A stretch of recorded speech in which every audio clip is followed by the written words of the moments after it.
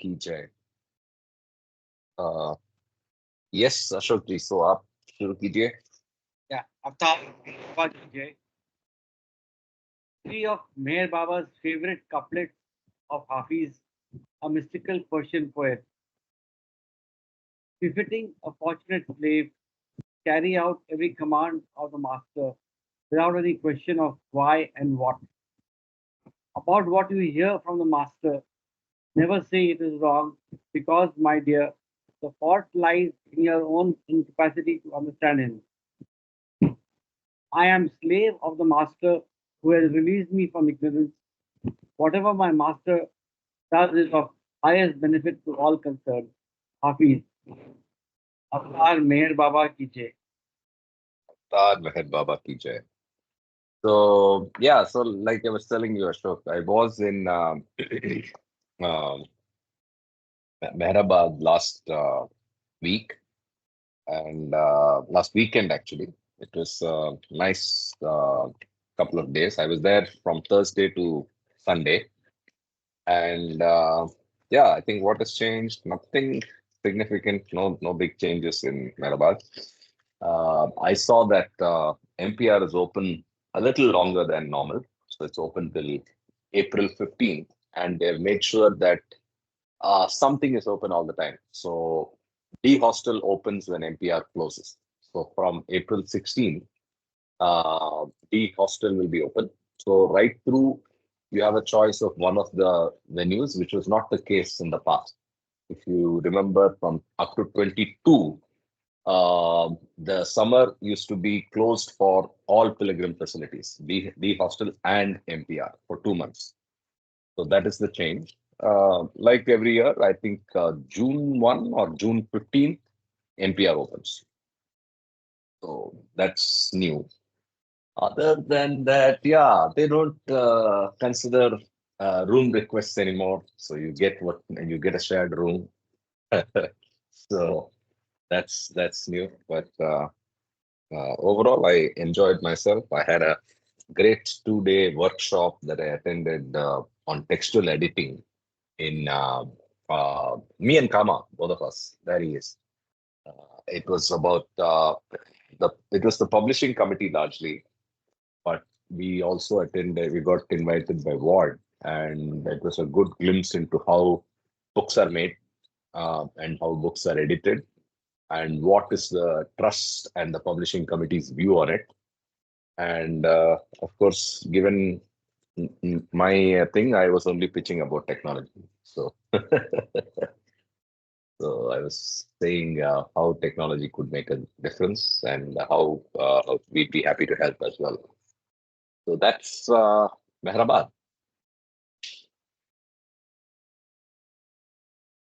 Kama, anything I missed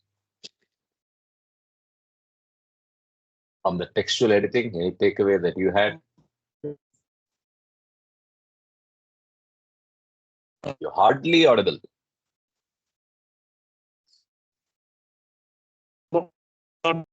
Yeah. Completely broken. Can you hear me? Yeah, now we can. Amma must Baba, start hello. with saying where is he actually. Start Which with that, place? yes. Yeah.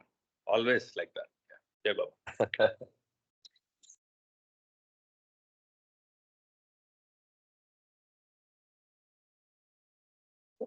Okay. Anyway, so let's continue. Are the three parts that are left in for us in the theme of avatars and perfect masters is the two parts of man god. So we finished man god part 1, so we'll take up 2 and 3 now.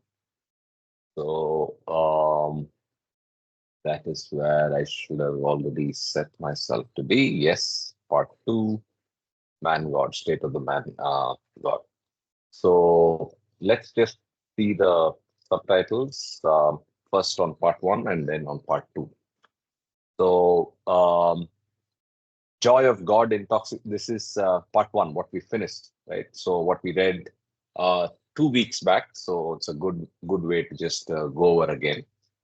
Joy of God intoxication, powers of advanced aspirants, different states of aspirants, state of unmatta, then the poise and happiness of God realized, differences in the relations to universe, Majzub e Kamil, some God realized souls indifferent to creation, and then you have the man God and God man being defined.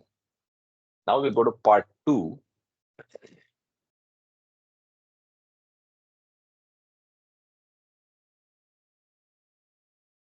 Becoming God, supreme certainty, glory of God realization, price of God realization, two aspects of man God not caught up in creation, changing shadow of God cannot affect God consciousness, man God works through universal mind. Man God drops universal mind after his mission. Suffering of man God and the man God, uh, crucifixion, non-duality in midst of duality, free and non-binding give and take, contact with man God beneficial to all, perfect masters, imitable and unlimited, self-delusion and hypocrisy. Man God may play role of aspirant. Man God uses Maya to annihilate Maya. Then there's an illustration, saving a drowning person, false consciousness, seed of God realization, help of man God, analogy of banyan tree and God man, the Lord and servant. So let's get to the reading itself now. Any volunteers to read? Or I will read. Yesterday I read very little. You read for some time, then I'll come in. Yeah. Sure, thank you. I'll just read from the book, in fact. That's on my desk. Okay. Very good. Okay. Part 2, the state of the man God. Avatar Meher Baba Ki Jai. Becoming God. Of all the subjects of human study, God is the most meaningful. But purely theoretical study of God does not take the aspirant very far toward the real purpose of human life. Though it is always better to study God than to be completely ignorant of his existence. To seek God intellectually is infinitely better than to be merely a skeptic or an agnostic. And it is decidedly better to feel God than to study him through the intellect, though even feeling for God is less important than the actual experience of God. So, 3 aspects talked about here. Seek God intellectually is infinitely better than to be merely a skeptic or an agnostic. Decidedly better is feeling God than to study him. And feeling for God is less important than the actual experience of God. So you have a gradation of how it goes. So it starts with just seeking. Second is feeling. Then you actually experience, right? However, even the experience of God does not yield the true nature of divinity because God, as the object of experience, remains different from and external to the aspirant. The true nature of God is known to the aspirant only when he attains unity with God by losing himself in his being. Thus, it is better to study God than to be ignorant of him. It is better to feel God than to study him. It is better to experience God than to feel God. And it is better to become God than to experience him. Excellent. Thus, I'll read the highlighted portion again. Thus, it is better to study God than to be ignorant of him. It is better to feel God than to study him. It is better to experience God than to feel God. And it is better to become God than to experience him. So, what is the difference between experience and to become God? Anybody? The last two Once you states. become the experience ceases, right? So experience, But experience and God, then still it becomes like seventh plane thing, no? Sixth and seventh plane thing that we talked, right? yeah, Just before so merging. Yeah. So are you saying that experience is sixth Yeah. and That's seventh what is becoming Karthik, him, right? I think Yeah, sure. experience could be both plane 5 and 6. I Because think that I beg to differ. I think both are in seven, or at least six is not experienced yet, because six is still seeing him all around, so you isn't it? see him, so that's an experience, right? Is that experience or ainul yaqeen? It's seeing, right? It's more your proof or your validation is by sight. But See, experience, I would say, is more personal. It's so more you become God in plane 7. You don't become God in plane 6 and 5. so. So I would say it's in the same space of just before becoming you experience. Uh, Is my humble submission. What does So Kama even say? even this is my humble thought, but Jai Baba. I, Jai, okay. Yeah. Jai Baba, I think one is the ambiguity of the English language. It's the semantics of the words. Mm-hmm. I think Ashok, what he's saying is basically if you understand the fifth plane is the mental sphere, fifth and sixth plane, mental sphere of existence, where fifth plane is the domain of mind dealing with thoughts, and Okay. sixth plane is domain of mind dealing with feelings. Feeling. Yeah. Okay. All right, so in that sense, the feelings, so before that he says, instead of thinking about God or talking about God, right, that is almost like thinking about God, it's better to feel it. Then after feeling, you're actually experiencing God, meaning you have to be united with God, because in the sixth plane there is the duality between the subject and the object. That is, the worldly beloved and the divine beloved are uh, subject and object. Okay, God is an object of Correct. love in the sixth plane, but Correct. in the seventh plane you attain union, so which is basically an experience. And what happens is you become God, means you are being oneself. You are becoming that being, because all the time we are becoming, right? From the time we are going through reincarnation, then involution, we are becoming from one stage, one plane, to the second plane, third plane. But in the seventh plane, you reach your original self. So that is what I think is the becoming part. It is actually should be looked upon as being oneself, going back So to your don't original self. dodge. So don't dodge. Tell me what. Tell me which plane, and tell me which is becoming, which is experiencing.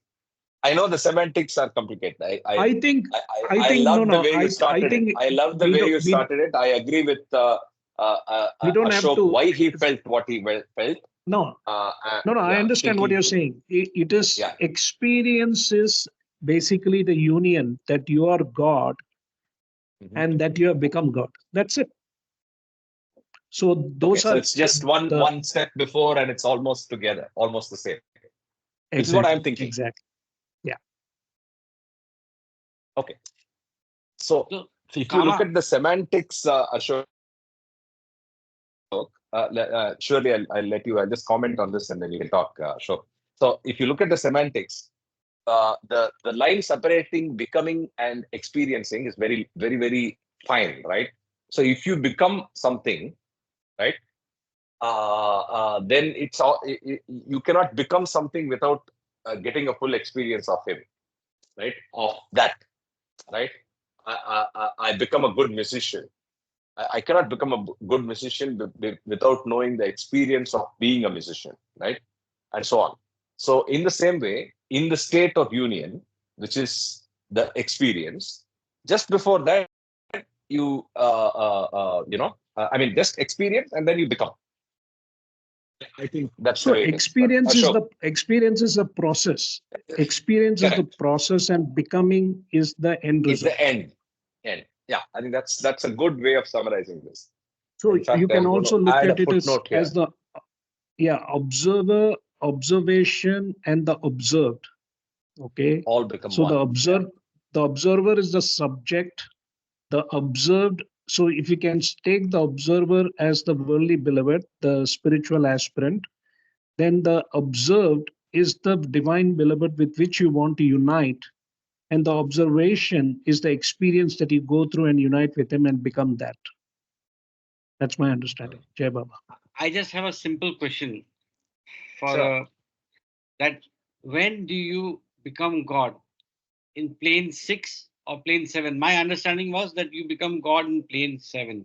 Now, that may be wrong, but I just want corroboration because I will. I can tell you that you don't become. Not everyone is going to become God. Let's be very clear. So let's go back to the aspect of mukti, liberation. The whole process of this divine theme is liberation or mukti. And we know there are four kinds of mukti, which we know is moksha, ordinary mukti, number one. Then second stage is nirvana. Then third stage is nirvikalpa samadhi, which is God realization. And then you have sahaja samadhi. These are basically your state of consciousness. So technically becoming God means we are talking about God realization, which we know not every atma is going to experience. So that's and sixth plane is basically there is a division between the worldly beloved and the divine beloved, but he is seeing God 24 by 7. Everywhere. Vis in the fifth plane, he's alternating just like a paramahamsa, Jai Baba. Not like a Paramahamsa, alternating between seeing and not seeing. Paramahamsa is experience. Just semantically being careful, come on. No. What I'm saying is the state is basically that It's not the permanent. Paramahamsa It's is God realized all the time, but exactly. he's alternate. Yeah, he's always a God realized person, but he's not creation consciousness is not happening to him all the time, right? Correct. He's alternating the Paramahamsa, whereas the Correct. guy on the fifth plane, the Wali, he's actually doing work and he's not seeing God all the time, but the presence is always there. Like he's seeing God sometimes, but when he's working, he doesn't see God. Vis-a-vis a sixth plane guy who's seeing God all the time in the background. Jai Baba. Thank you. Somewhat clear. Let's continue. The state of God realization is unmarred by the doubts that cloud the minds of those who are in bondage. Those in bondage are in a constant state of uncertainty about their whence and whither. The God realized, on the other hand, are at the very heart of creation, where its source and end are known. The God realized soul knows itself to be God as surely as an ordinary person knows himself to be a human being and not an animal. For the God realized, it's not a matter of doubt, belief, self-delusion, or guesswork. It is a matter of supreme and unshakable certainty, which needs no external corroborations and remains unaffected by the contradictions of others, because it is based upon continuous self-knowledge. This spiritual certainty cannot be challenged by anyone or anything. The realized soul cannot think of itself as anything but God, just as the ordinary person cannot think of himself as being anything except a human being. But the person thinks himself to be what he is not in reality, and I'll read that line again. But the person thinks himself to be what he is not in reality, and the God realized soul knows itself to be what it is in reality. I'm reminded of a Vedantic analogy at this point, which will underline the meaning of this. What is this supreme certainty? What does this conceptually mean? Once you get to the state of God realization, you do not have an iota of doubt. How can you compare that, right? So for that, there is it's not, the analogy is used to explain a different thing. It's another analogy for actually the rope and the snake, which is a very famous Shankara analogy. But I'll tell you how that's relevant here. in the analogy I have in mind, there is a king, right? He's a king. A king is performing in a theater, right? He's performing as an actor, and his role is that of a beggar on stage. He dons the costume of a beggar, gets on stage, and does his act. At the time of when he is on stage, does he know he is the king? 100% sure, right? In his mind, and he's 100% sure, and he's sure that he's king, right? That is the state that we will get to when you get to God realization. So, though he is a great actor, he does the role of the beggar perfectly. He's wearing the costumes, gets on stage, gets off stage. People like it. People don't recognize him as the king. People see him as the beggar. All of that is fact. But in his mind, there is not an iota of doubt that this is a costume, this is a stage, this is temporary. I am a beggar only in costume. I am a king for sure. So that's the certainty that's being talked about here. I hope the analogy helps. It's a good analogy. Yeah. Sure, let's continue. Glory of God realization. God realization is the very goal of all creation. All earthly pleasure, however great, is but a fleeting shadow of the eternal bliss of God realization. All worldly knowledge, however comprehensive, is but a distorted reflection of the absolute truth of God realization. All human might, however imposing, is but a fragment of the infinite power of God realization. All that is noble, beautiful, and lovely, all that is great, good, and inspiring in the universe is just an infinitesimal fraction of the unfading and unspeakable glory of God realization. Beautiful paragraph. Very beautiful paragraph. Price of God realization. The eternal bliss, the infinite power, the unfading glory, and the absolute truth of God realization are not to be had for nothing. The individualized soul has to go through all the travail, the pain, and the struggle of evolution, reincarnation, and involution before it can inherit this treasure, which is hidden at the heart of creation. The price it has to pay for coming into possession of this treasure is its own existence as a separate ego. The limited individuality must disappear entirely if there is to be an entrance into the unlimited state of Godhood. Wow. What a line and what a concept. So you are at the point of Godhood. The price you have to pay is to give up your existence as a separate ego, right? So Yeah, the price, Karthik, beautiful. I also take that. Yeah, I also take that in our normal life. I mean, if we Mhm, have this sentence engraved in our mind, go mhm, against the limited individuality. You know, mm. the people we interact with, are we feeling oneness with them? If that one simple sentence gives the answer, actually. And as we grow and, on the path, years after years, birth after birth, probably this is what is being looked at. You see everyone as yourself. Others' pain becomes your pain, others' happiness becomes your happiness. You feel happy in other, the Baba's message of how to love God. So I see, Yes. as you must have noticed, I see things what is for us to do in these readings. So that's one Mm. message that I got here. Very true. Very true. Yeah, I mean, this conceptually can be fleeting. So you can get this thought in your mind. You may feel that compassion when you see a beggar on the street. You may feel yeah, pain of someone else very closely when somebody gives you an account of their pain. You may feel yeah. somebody's poverty. You may feel so on. But that's Yes, fleeting. yes. Here, it is continuous, right? You have Yeah, to go yeah. to a So state this is where Yeah, that's the ultimate goal. But how do you Yes, walk there? yes. Directly, you cannot Yeah, go there. See? start with Yeah, this. Yes. these are the steps. Yeah.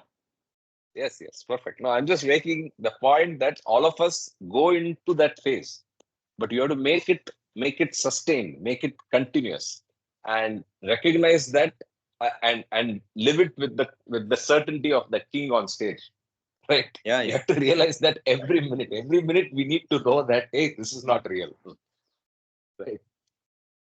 Yeah, very good. Jai Beautiful. Baba, technically, in the waking state, all human beings, consciously or unconsciously,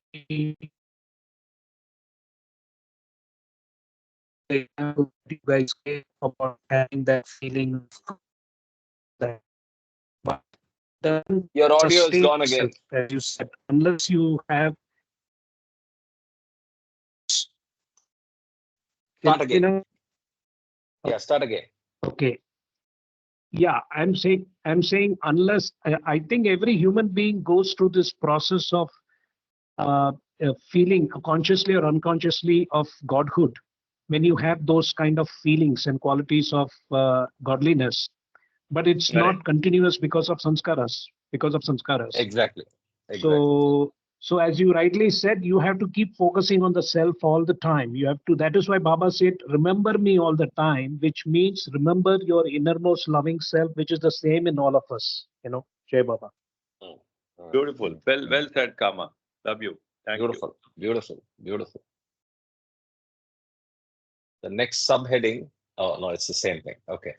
In the ordinary person of the world, the limited individuality, which is identified with a finite name and form, predominates and creates a veil of ignorance over the God within.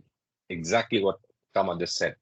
If this ignorance is to disappear, the limited individual has to surrender his own limited existence. When he goes from the scene without leaving a vestige of his limited life, what remains is God. The surrenderance of limited existence is the surrenderance of the firmly rooted delusion of having a separate existence. It is not the surrender of anything real, it is the surrenderance of the false and the inheritance of the truth. Wow. Again, a very nice line. The surrenderance of limited existence is the surrender of the firmly rooted delusion. It's a delusion, but sadly, it is firmly rooted and of having a separate existence. It is not the surrender of anything real, it is the surrender of the false and the inheritance of the truth. So let us mark this out.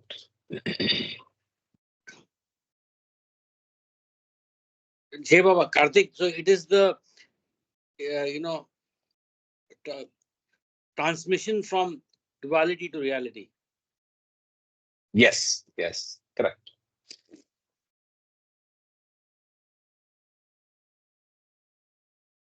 And I continue. Two aspects of man God. So if you notice till now, we are only talking about God realization, and it's not about man God. It's about the experience of God realization. It's the distinction, what happens during that phase, and so on and so forth. Now he gets back to man God. Two aspects of man God is the uh, subtitle. When a person is crossing the inner planes toward God realization, he becomes successively unconscious of the gross, subtle, and mental worlds, as well as his own gross, subtle, and mental bodies. But after God realization, a few souls again descend or come down and become conscious of the whole creation, as well as their gross, subtle, and mental bodies, without in any way jeopardizing their God consciousness. Only five of them function as the perfect masters. God, as God alone, is not consciously man, and man, as man alone, is not consciously God. The man God is consciously God as well as man. Yet, by again becoming conscious of creation, the man God does not suffer the slightest deterioration of spiritual status. So now he breaks the news. With all of us are going towards this conquest of the truth, the conquest of God realization and get it. You know what that experience entails. But then a few are able to come down. After God realization, a few souls again descend or come down and become conscious of the whole of the whole creation, as well as their gross, subtle, and mental bodies, without in any way jeopardizing their God consciousness. So that's the key. Only 5 of them function as perfect masters. Any comments? Okay, let's continue. Man God, not caught up in creation. What is spiritually disastrous for the soul still in bondage is not mere consciousness of creation, but the fact that consciousness is caught up in creation because of sanskaras. So I'll read the line again. What is spiritually disastrous for the soul still in bondage is not mere consciousness of creation, but the fact that consciousness is caught up in creation because of sanskaras. Thus, consciousness is covered with ignorance, and this prevents the realization of divinity within. In the same way, what is also spiritually disastrous is not mere consciousness of the bodies, but identification with them due to sanskaras. These sanskaras prevent the realization of the infinite soul, which is the ultimate reality and the basis of all creation. In it alone is to be found the final meaning of the entire creation.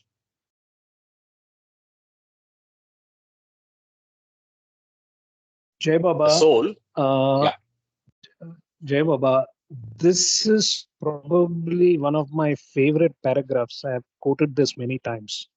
I think if one understands this, then you have kind of understood the whole discourses and God speaks kind of thing. Because here it clearly says the challenge that is happening with all individual soul consciousness. See, again, it is the consciousness, it is not the soul, but the individual soul consciousness or the consciousness of the soul is getting caught up in creation, which is the external part, which is life, because life is a stage in which we play. We get caught up in it. That is one challenge. And then the second challenge is the bigger part, which is the identification which was subtle body, mental body.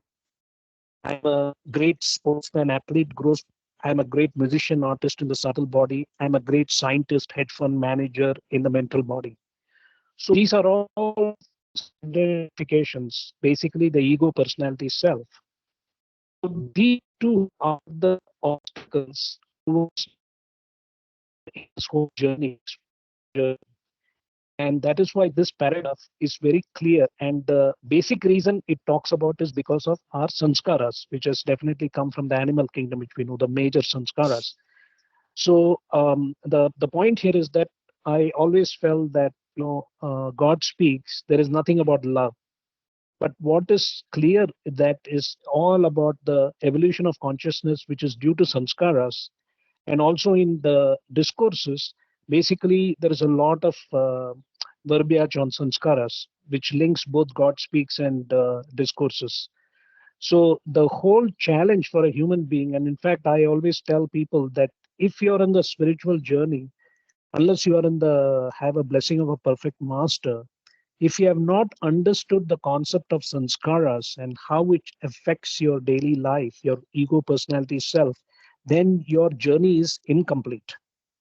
Jai Baba. sure, amazing. Karthik, did I miss some parts or was it just the audio at my end? I missed some part. Yeah, yeah. I think you went out and came back. By the way, Kama, I'm now convinced beyond doubt that it's your hardware that's the problem. After 30 seconds of you starting an interaction when you're talking about something, for 15 seconds it goes off. So it's your hardware for sure, because I'm sure that you're standing in the same place. Earlier, I used to think it was because you're moving around. It's your phone. It's your phone or your OS. So maybe one of it is the problem, because it's exactly repeating every time. 30 to 40 seconds, it I breaks think up, so. I and we think, can't hear. as you rightly Yeah, said, we can't hear. yeah. We can't hear anything for some time, and then it comes back to okay. So it's very irritating. Anyway, all of us miss that, Ashok. So you're not alone. Thanks. Okay. Yeah. Let's continue. The soul in bondage is tied to the world of forms by the chain of sanskaras, which create the illusion of identification of the soul with the bodies.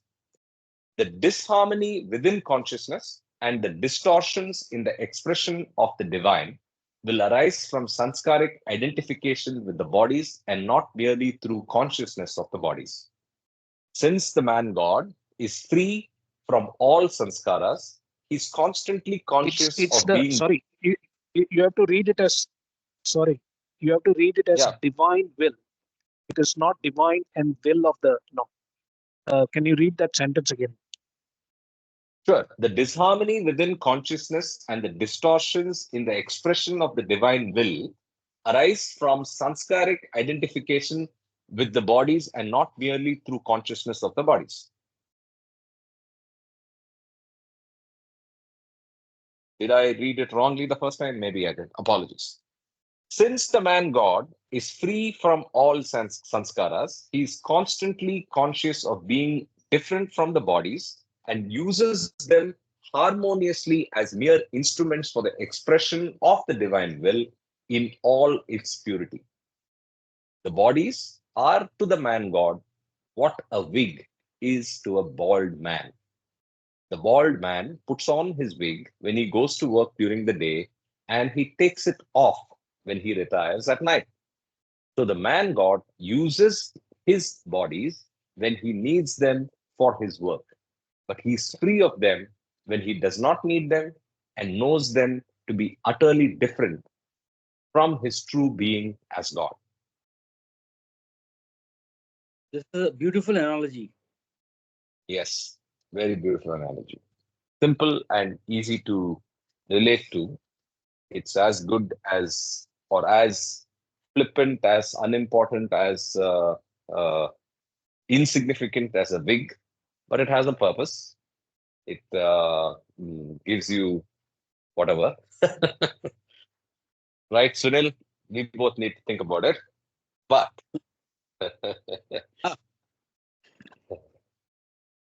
so, Acha, Jai Baba, I have a question.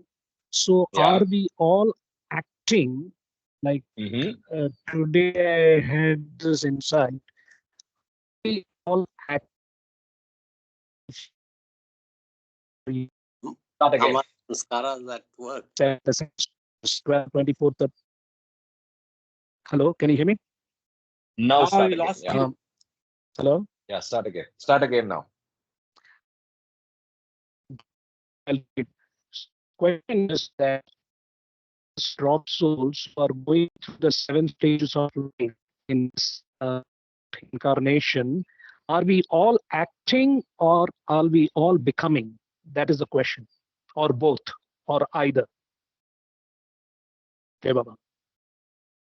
So I have heard you say this before, and I have meaning to always wanting to. I mean, I've always meant to ask you that. So I don't. I'm not able to get the question itself very clearly. What is acting? What is becoming? Because you say this phrase, you use this phraseology a lot. Human being, becoming, acting, acting, becoming, becoming, acting. So No, no, no, no, why don't no. you throw some light? I am talking about Bob being or becoming. What's up, Bob? Like, Yeah, I'm not yeah. talking about acting. One is being or becoming. Basically, by Okay, got becoming it. different, we are actually reaching our original self, which is being oneself. But the Mhm. other point is that either we are unconsciously acting or consciously becoming. That is what comes to me. Does it make sense? Because you know that perfect masters act, the God realized beings act, whereas the avatar becomes everything. Comes. So, in a way, as an individual, we are all consciously or unconsciously acting or becoming. So, the question is which, Jai Baba. So, in the sense of, thanks for pointing out my confusion. Your phraseology is being or becoming. Baba's phraseology is acting and becoming in the roles of man God and God man, respectively. So, how does it apply to a human? A human is neither of those two states, is what I would say. Baba? And then, Sunil, you had something to say. I'll let you say just after this. I felt these are We just find ourselves human beings. sorry, Kama, you go first. Yeah. No, I mentioned that we define ourselves as human being, but we are all becoming. And the way I understand is that there are two parts. We are becoming a doctor, engineer, accountant to take care of the material body in the material life. But if you want to say, I want to become God realized, that's an oxymoron because you are already there. The only thing that is preventing us from being is the sanskaric ignorance or the ego personality self, what we call as manonash. So there is nothing to become in terms of God realization. It is only that we have to shed our ego personality self and become one with ourselves, the being part, the human being. So in a way, technically, the terminology human being is correct because as per the divine theme, the consciousness becomes full and complete, which is technically Maha Chaitanya, super consciousness, but it's covered by a cloud of sanskaras from evolution. So hence we are becoming so that we can shed that sanskaric cloud and reach our original self, which is the being, oneself. Jai Baba.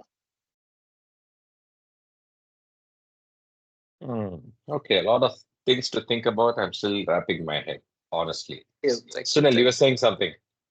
Yeah, I think we have to simplify all the, for different people, things work differently. For Kama, all these abbreviations, jargons, complicated words, I think they tickle him, his brain or mind works better for him. For me, simplicity works better. Very simply, we are becoming, yes. That's the whole journey, shedding the sanskaras. You cannot say it's nothing but shedding the sanskaras. It's everything but shedding the everything is about shedding the sanskaras. That's the whole journey. And if we are on the path of involution, as God speaks said, then we are shedding sanskaras and becoming, right? So that's, I think very simply, that's the journey. We're all being in a micro perspective, and in a macro perspective, we are becoming. That's what I've thought. I may be wrong. Kamaji, Guruji, boliye.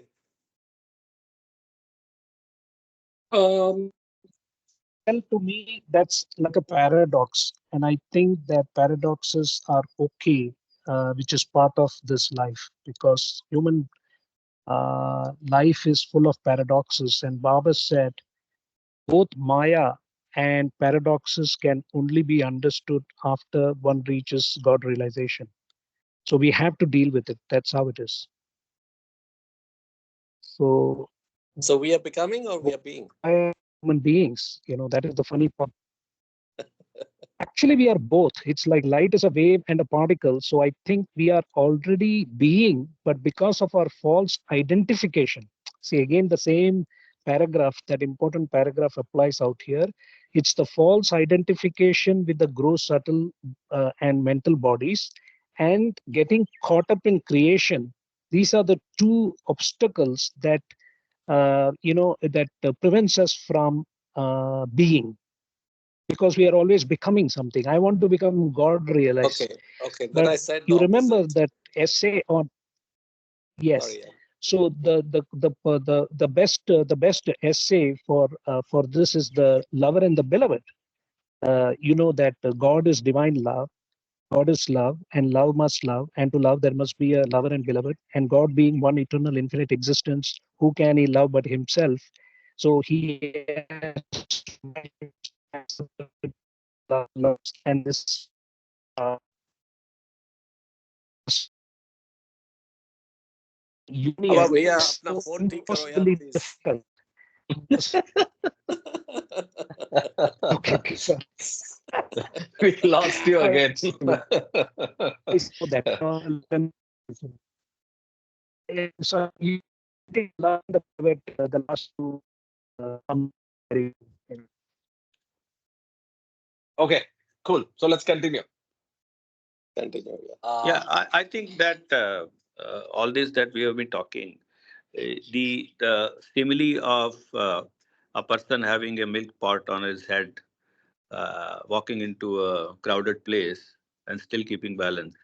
That is what is needed actually. We are definitely going to get caught up in the our daily lives, but if that simile we are able to apply, that gives the answer. You know, you and as regards sanskaras, I think as a theory all we know, but even I mean it's not that every all sanskaras are bad. So in the beginning, that where we are, I think doing right things, even if you think that, oh, this will also create a sanskara, is not maybe the right approach. Doing the right action, even if it is creating a sanskaras for the beginners like us, it is good. I mean, we just keep doing that, and that displaces the bad sanskaras in a very long and arduous journey actually. So I would take it in that sense in on a practical level. Yeah. Sure. Yeah, Baba. Yeah. Fair. Let's continue. Changing shadow of God cannot affect God consciousness. What is that? The man God knows himself to be infinite and beyond all forms, and with complete detachment, he can therefore remain conscious of creation without being caught up in it. The falseness of the phenomenal world consists in its not being understood properly, that is, as being an illusory expression of the infinite spirit. Ignorance consists in taking the form as complete in itself, without any reference to the infinite spirit of which it is the expression.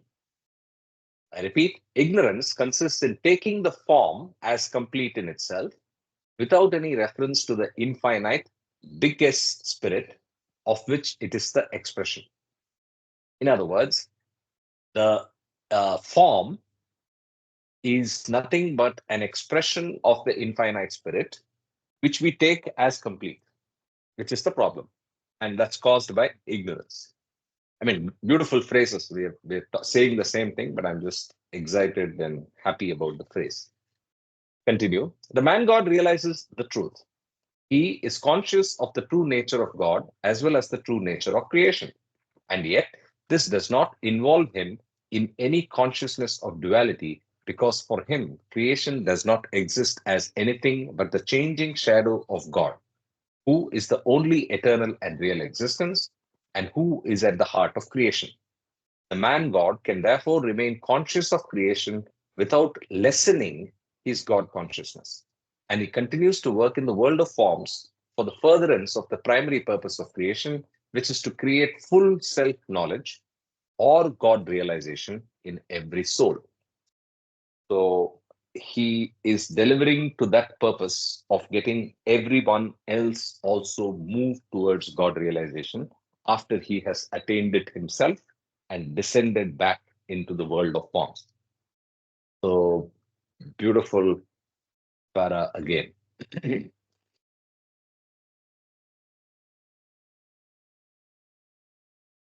Sorry. Man God works through universal mind. When the Sadguru descends into the world of forms from the impersonal aspect of God, he assumes universal mind, and he knows, feels, and works through this universal mind. No longer for him is the limited life of finite mind, No longer for him are the pains and the pleasures of duality. No longer for him are the emptiness and the vanity of separative ego. He is consciously one with all life. Through his universal mind, he not only experiences the happiness of all minds, but also their suffering.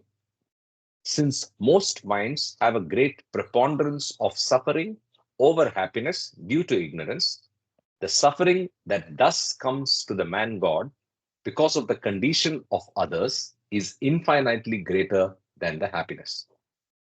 The suffering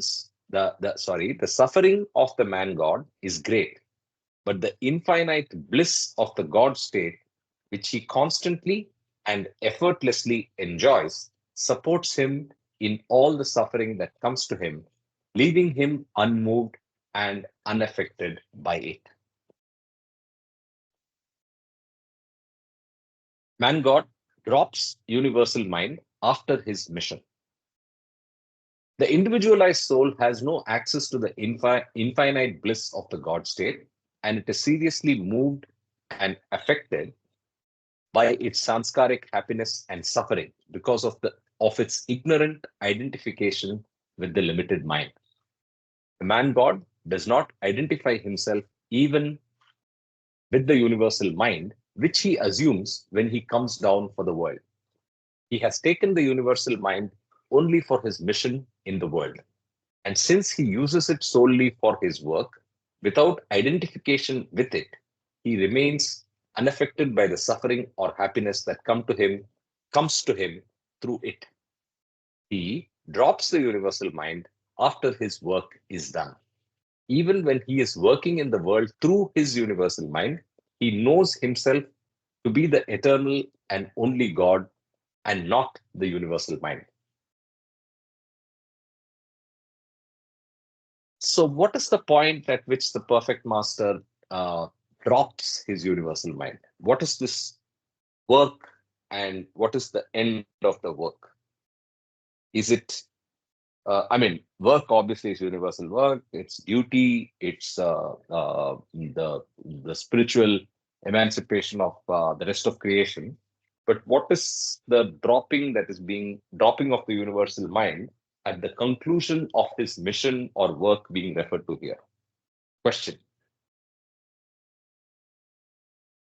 Hey, Baba, can you hear me? Yes, go ahead. Can you hear me?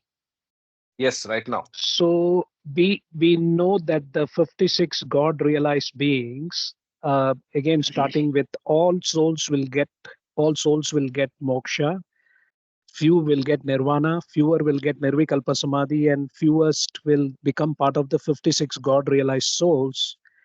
And these 56 God realized souls have a duty, and the five Sadgurus have direct duty with the public. And these duties are already predestined. And we know that they are using their yoga sanskaras, and that because of their God realized state, they have a universal mind. So once the work gets over, whatever duties they have to perform, they drop their body. For example, Sant Jnaneshwar, who was a perfect master, dropped his body at 21 or 22. Tiranyana Sambandar, dropped his body at 15 or 16. So different perfect masters have dropped their bodies at different ages once their duty is complete. So that is what I've understood. Jai Baba. Okay, so universal mind is dropped when the body is dropped. Well, yes, it is basically End of his spiritual work, and hence he's also yes, disconnecting with the universal mind. and he goes into the unlimited individuality in the state to be the eternal avataric infinite Infinite consciousness, which we know consciousness. from God speaks. So they are going from state to see, which is the Saguna Sakar aspect of God speaks. And when they drop their body, they go to the Nirguna Nirakar, eternal avataric infinite consciousness, which is called forget that is the other one is Vijnana Bhumika, right? So so basically they're going back to the formless aspect. So their duty is finished. Where when you're doing your duty in the earthly plane, you're going to use your universal mind. That's how it is. Jai That's Baba. perfect, Master. Okay, got it. Thank you. Suffering man God and the God man. Rather, suffering of man God and the God man. The union that the man God has with God is perfect. Even when he comes down into duality for his universal work, he remains inseparable from God even for an instant. In his normal state as man, he has to be on the level of all and eat, drink, and suffer like others.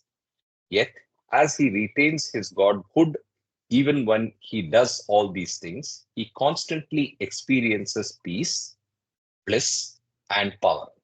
But when God becomes man, he, as the God man, literally suffers as man. Jesus Christ, as the avatar, did suffer on the cross. However, with the continuous knowledge that his conscious godhood gave him, he knew at the same time that everything in this world of duality is illusion, and he was sustained by this knowledge of his God state. Crucifixion. The God man experiences all souls as his own. He experiences himself in everything, and his universal mind includes all minds in its scope. The God man knows himself to be one with all other souls in bondage.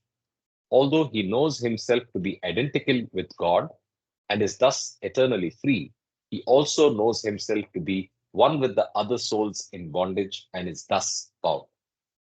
Though he is conscious of the eternal bliss of his God state, he also experiences infinite suffering owing to the bondage of others whom he knows to be his own forms.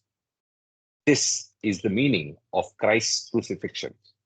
The God man is, as it were, continuously being crucified, and he is continuously taking birth. In the God man, the purpose of creation has been completely realized.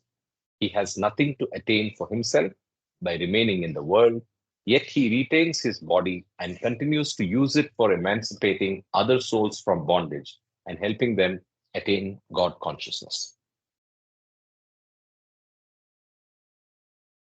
Non-duality in the midst of duality. Even while working in the world of duality, the God-man is in no way limited by duality. In his God state, the duality of I and you is swallowed up in the all-embracing divine love. The state of perfection in which the God-man dwells is beyond all forms of duality and opposites. It is a state of unlimited freedom and unimpaired completeness, immortal sweetness, and undying happiness, untarnished divinity, and unhampered creativity. The God man is inseparably united with God forever and dwells in a state of non duality in the very midst of duality. He not only knows himself to be one with all, but also knows himself to be the only one. He consciously descends from the state of being God to the state of experiencing God in everything.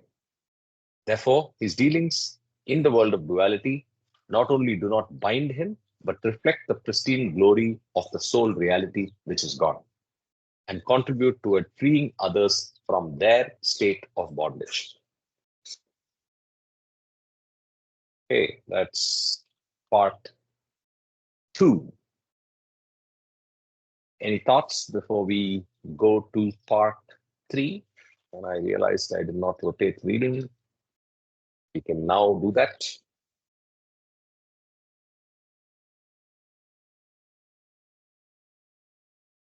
Okay, Sanjay ji, are you in a position now to read? Or anybody else, if you want to. I can read. Yeah. Yeah, Sunil, go Sunil, ahead. you go ahead, Sunil. Yeah. Okay. Should I? Yeah. Sanjay, you want to do it? Or whichever. I'm just finishing my breakfast, so All you right. continue. Okay. I'll do Yeah. it then. Yeah. Sunil, go ahead. No problem. Okay. Part 3, the word of man God.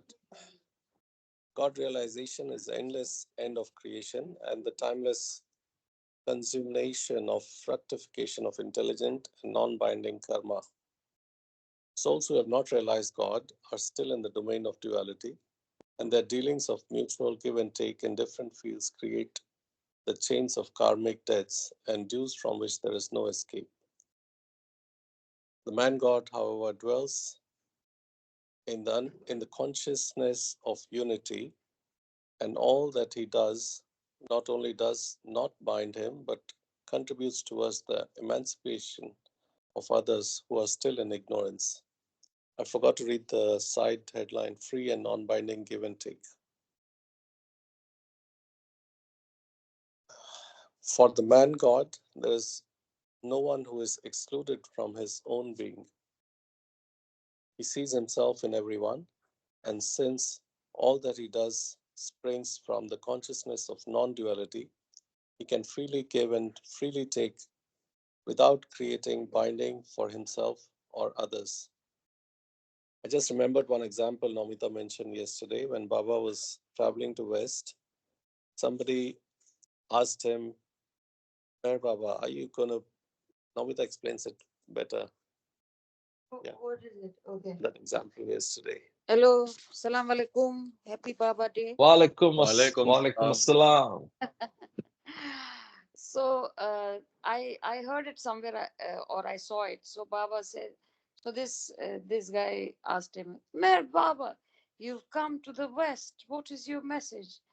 And all those kind of things. And then he said, Oh, you're a young I man. Don't you feel like marrying? So he says, very good question. And he does that thing with his finger that, yeah, I like this question. And he says, well, of course, but I cannot see another person. I just see. So for me to get married, there should be another one. And I don't see that. So that was the story. I don't know whether I communicated it well. Thank you, Jay I Baba. know Jai Baba, Jai Baba, and You know I what? don't know why you're. Yeah. Yes? No, no, I remember this interview that you're referring to. It's a beautiful one, and Yeah. yeah, and nice to see. Yeah, nice to hear your voice and your Sheikha form, Sheikha Nomita. The thing is, it's so amazing how Baba's being in us has changed everything, the worldview. Yesterday we were in Vrindavan, and there was frenzy, absolute religious, and we could be still with Baba in us, and that's so beautiful. It's so beautiful to enjoy new places, but not get carried away with it, and this stillness has come through Baba, and I'm like so delighted that he chose us. Jai Baba. I will not take you to another continent. Let you come. Thanks for introducing Heart on the Mind Day. Thank you very much. I was describing our group to somebody yesterday, and I said the core group is predominantly all mind people, intellectual, and lost. We have one or two good souls that are the heart people, and we are trying to let them make a difference to the rest of us. So, thank you, Nomita, for living up to that ideal and that role. That's your role. Jai Baba. Thank you. Jai So, Baba, Jai let's Baba, continue. Jai Baba. Yeah. Yes. If a person accepts without, sorry, I should read the side headline: contact Subtitle, with yeah. man God beneficial to all. If a person accepts without the reserve from the bounty the man God showers, he creates a link that will stand by him until he attains freedom and God realization.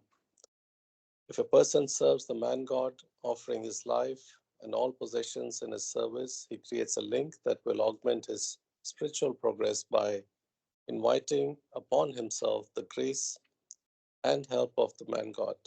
In fact, even opposition to the work of man God often turns to be a beginning of development that imperceptibly leads a person Godward. Because while opposing the work of the man God, the soul is establishing a link and a contact with him.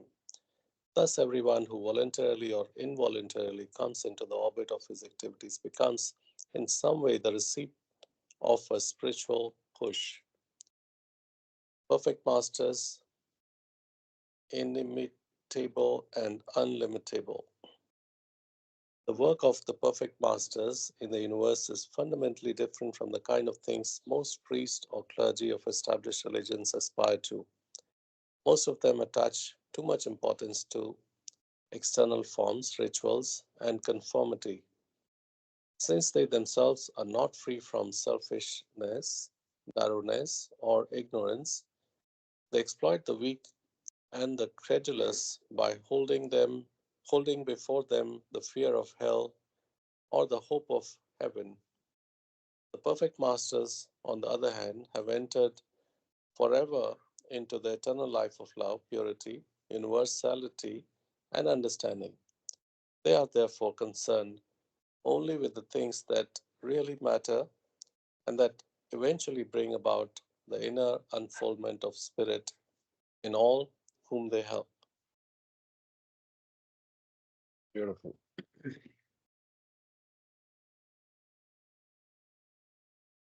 Those who are themselves in ignorance may, out of self delusion or deliberate selfishness, use the same language as that of the masters, and they may try to imitate them in many of the external things associated with the life of masters, but they cannot, by the nature of their spiritual limitation, really imitate the man God in possessing perfect understanding, experiencing infinite bliss, or wielding unlimited power. These attributes belong to the man God by virtue of his having attained unity with God. Self delusion and could you scroll up, Karthik? Self delusion and hypocrisy. Those who are in ignorance lack the fundamental traits of the masters, and if out of self delusion or hypocrisy they try to pose as a man god, their self delusion or pretense is invariably exposed at some time. If a person becomes committed to a way of life out of self delusion, it is an unfortunate situation. He believes himself to be what he is not and thinks that he knows when he actually does not know. But if he is sincere in all that he thinks or does, he is not to be blamed. Though to a limited extent, he can become a source of danger to others. The hypocrite, however, knows that he does not know and pretends to be what he is not for selfish reasons. In doing so, he creates a serious karmic binding for himself, though he is a source of considerable danger to the weak and the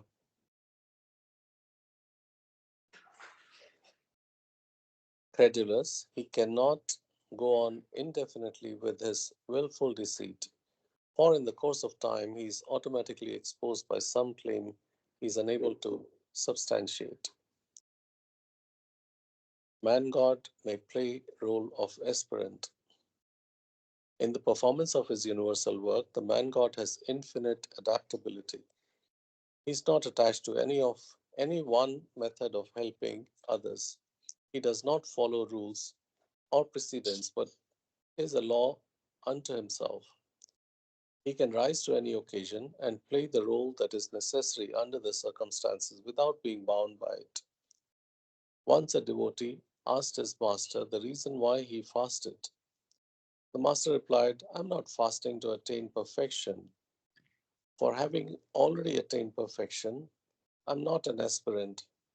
It is for the sake of others that I fast.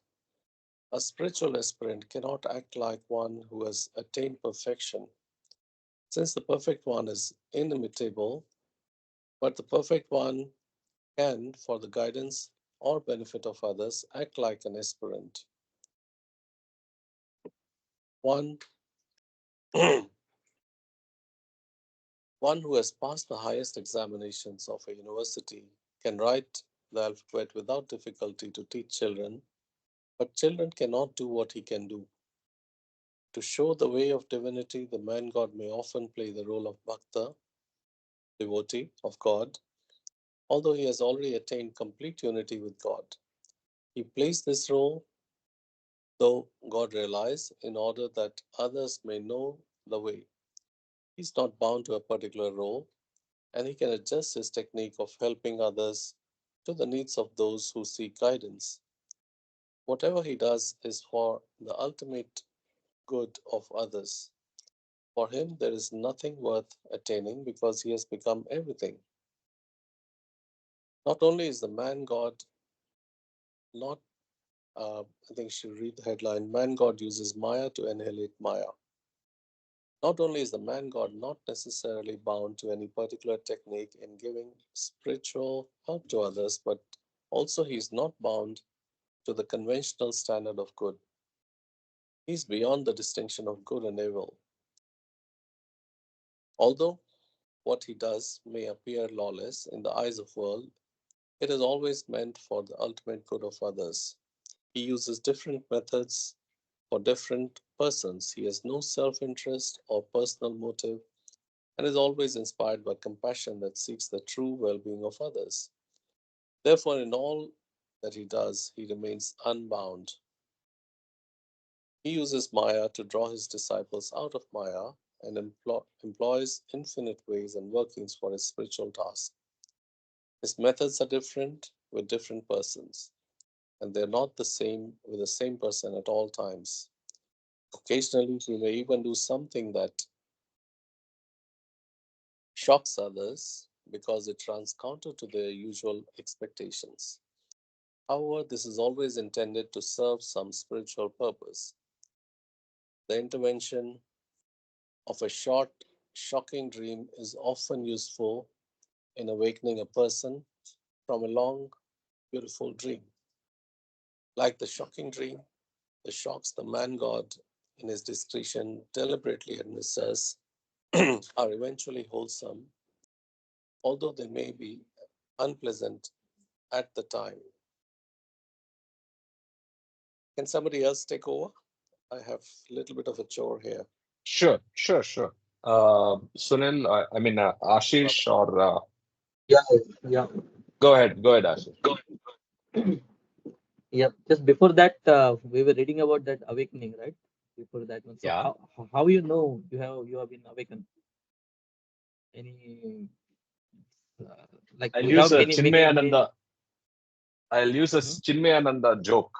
So Swami Chinmayananda was asked the same question. His answer was, if you're asking the question, you're not yet there.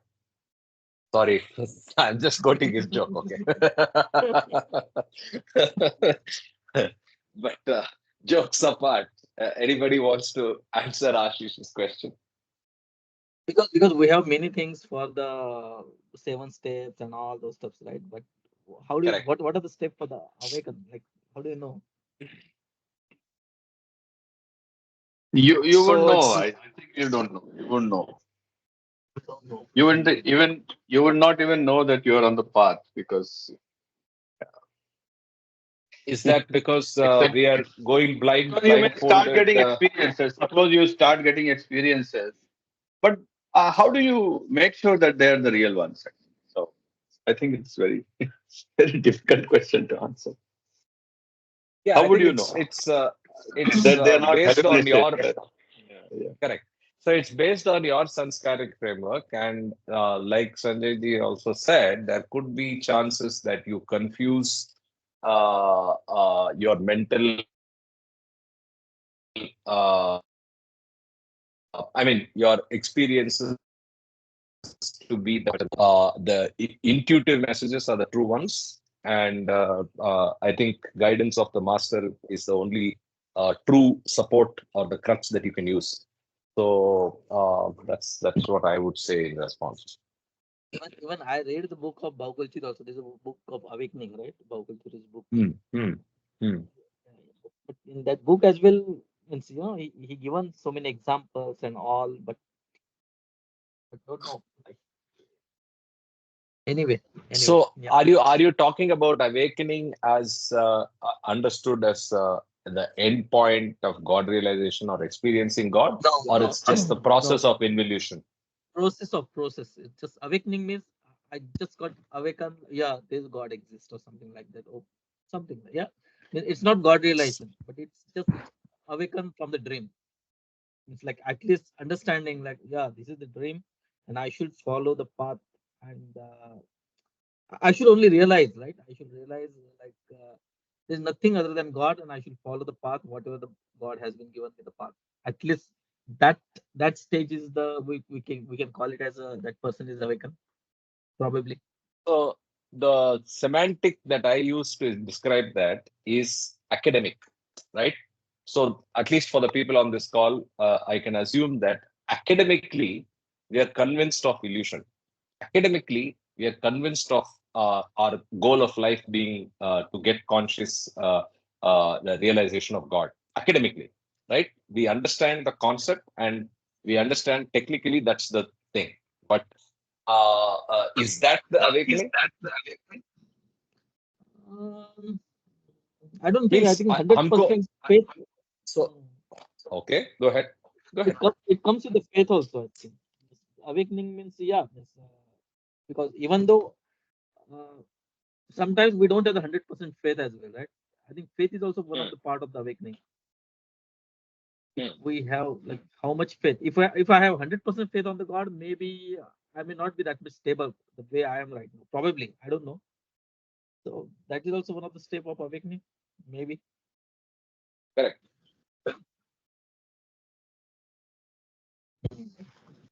Okay, so I will continue. Yeah, yeah, please. Yes. Saving a drowning person. The Sadguru may even seem to be unduly harsh with certain individuals, but onlookers have no idea of the internal situation and cannot therefore understand properly the justification of his apparent cruelty. Cruelty. In fact, his sternness is often demanded by spiritual requirements of the situation and is necessary in the best interest of those to whom he seems to be harsh. A good and illustrative analogy for such apparently cruel action is when an expert swimmer tries to save a drowning person. It is well known that if someone is drowning, he has a tendency to cling to anything that comes to hand. This desperation is so blind to the consciousness that his thoughtless grip on the one who has come to save him not only makes it impossible for him to be saved, but is often instrumental in drowning the very person who tries to save him. In fact, an expert in this art of life saving must often hit the drowning person on the head and render him unconscious. Through his apparent cruelty, he minimizes the danger the individual is likely to create and so ensures success for his efforts. In the same way, the apparent sternness of the man god is intended to secure the ultimate spiritual well being of others. The soul in bondage, false consciousness. Soul is bondage, is caught up in the universe, and the universe is nothing but imagination. Since there is no end to imagination, a person is likely to wander indefinitely in the mazes of false consciousness. The man god can help him cut short the different stages of false consciousness by revealing the truth. When the mind does not perceive the truth, it is likely to imagine all kinds of things. For example, the mind can imagine that it is a beggar or a king, a man or woman, and so forth.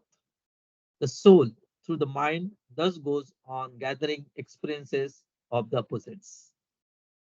Wherever there is duality, there is tendency to restore balance to the opposite. If a person has the experience of being murdered, for instance, it has to be counterbalanced by the experience of being murdered, seed of God realization. Or if one has the experience of being a king, this has to be counterbalanced by the experience of being beggar. Thus, the individual may wander ad infinitum from the opposite to the other without being able to put an end to false consciousness. The man God can help him arrive at truth by giving him perception of the truth and cutting short the working of his imagination, which would otherwise be endless. The man God helps the soul in bondage by sowing in it the seed of God realization, but the realization always takes some time to attain. Every process of growth in the universe takes time. Help of man God. The help of man God is, however, far more effective than the help some advanced aspirant may give. When an aspirant helps, he can take a person only up to the point he himself has reached. Even this limited help that he can give becomes effective very gradually, with the result that a person who ascends through such help has to stay in the first plane for a long time, then in the second, and so on. When the man God chooses to help, he may, through his grace, take the aspirant even to the seventh plane in 1 second. Through in that 1 second, the person has to traverse all the intermediate planes of involution of consciousness. In, in taking an aspirant to the seventh plane, the man God is making him equal to himself, and the one who does attain the highest spiritual status may also become a perfect master. This transmission of spiritual knowledge from the man God to his disciple is comparable to the lighting of of one lamp from another. The lamp that has been lighted is as capable of giving light to others as the original lamp itself. There is no difference between them in importance or utility.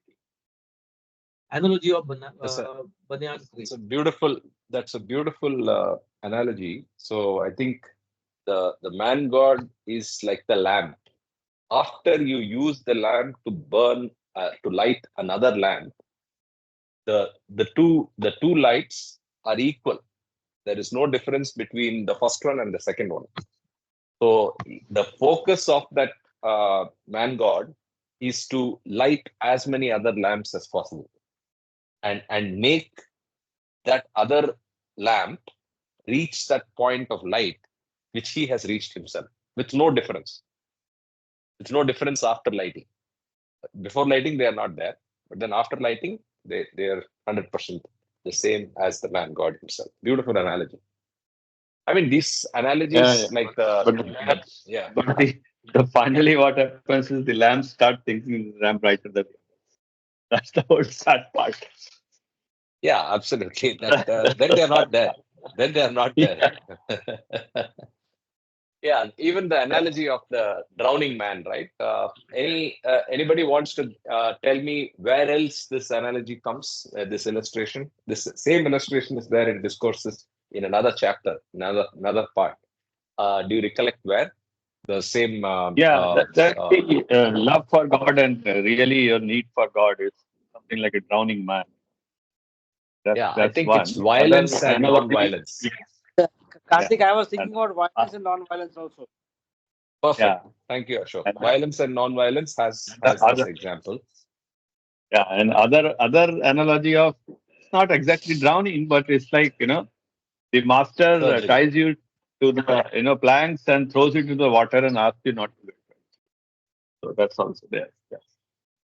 Yeah, yeah, yeah. Okay. Okay, another analogy So from the lamp to banyan tree. Go ahead. analogy of banyan tree. The man God is comparable to a banyan tree.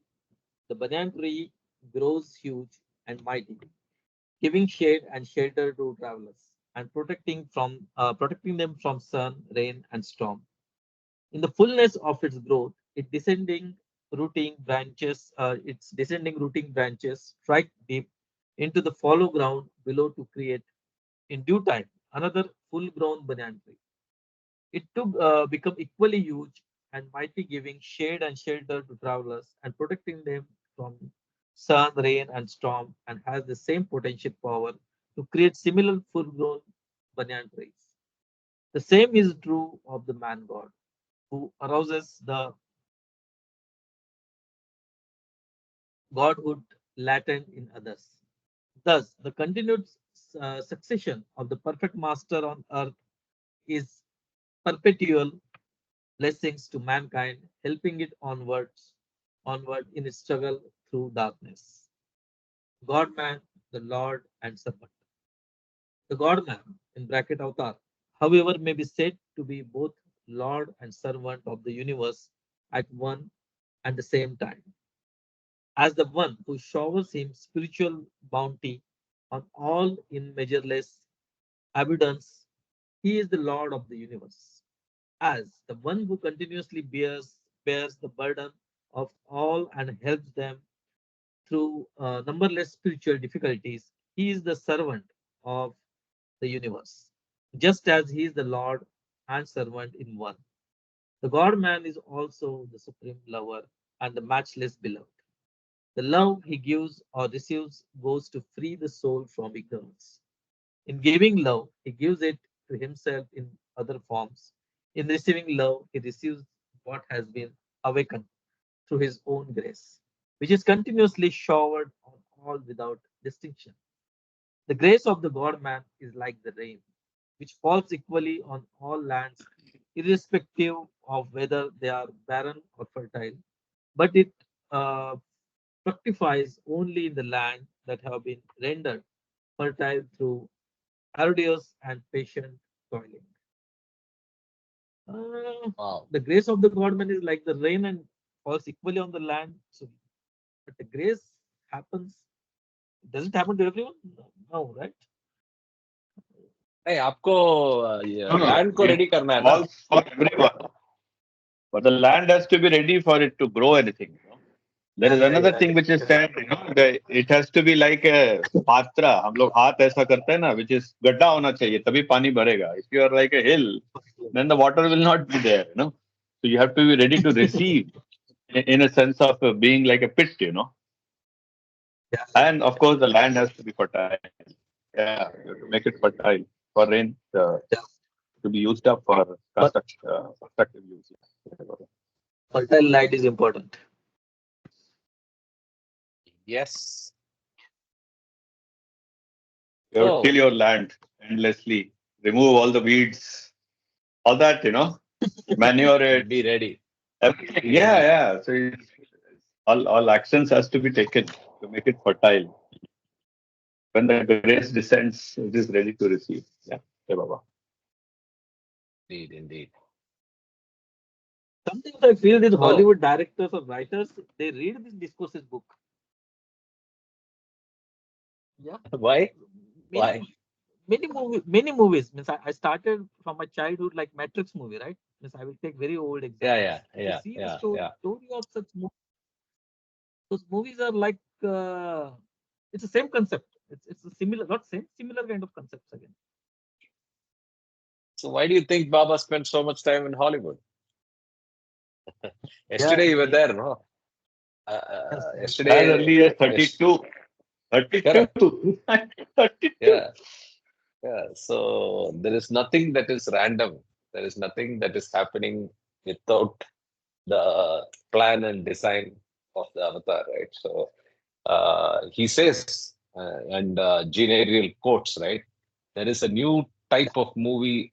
There's new types of movies that will come out, and of course, one is the technical upgradation and all this 3D and all of the fancy stuff that we see in movies, generative AI and all that.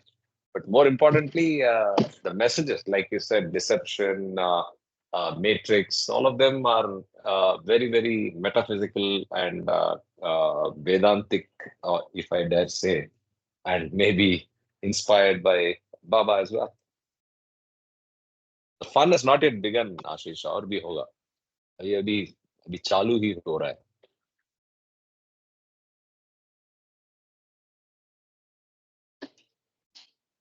Great. Any questions before we wrap up? I No. think So one reference that is that sure. page 256 of the Part Speak supplement that has the breakup of the 7,000 souls. in the seven planes. Yes. In fact, as we were reading today, I was thinking that we have to create a visualization of that 7,000 after referring God Speaks, Discourses, and the Ludwig chart in God Speaks, which is in the last pages, right? So collectively, we should create some animated visualization of that. We can take what is there that we created from William Dawkins, the Wayfarers, and then extend it to all God realized souls, and see what we come up with. Because visualization really helps, at least for me, in learning and committing something to memory. So just a thought. Absolutely. And perhaps Yeah. we can take some suggestions and help of Mamita ji. So the combination Oh, of course, Yeah, of Karthik. course. I want to sing. Of I want to course. sing a bit. Sure, why not? Go ahead. Yeah. Okay. Just feeling like. Sure. तुझे क्या सुनाऊं मैं मेहरबा. It's on the tune of a film song, Rafi's song. तुझे क्या सुनाऊं मैं मेहरबा, तेरे सामने मेरा हाल है, तेरी एक निगाह की बात है, मेरी जिंदगी का सवाल है, तुझे क्या सुनाऊं मैं मेहरबा.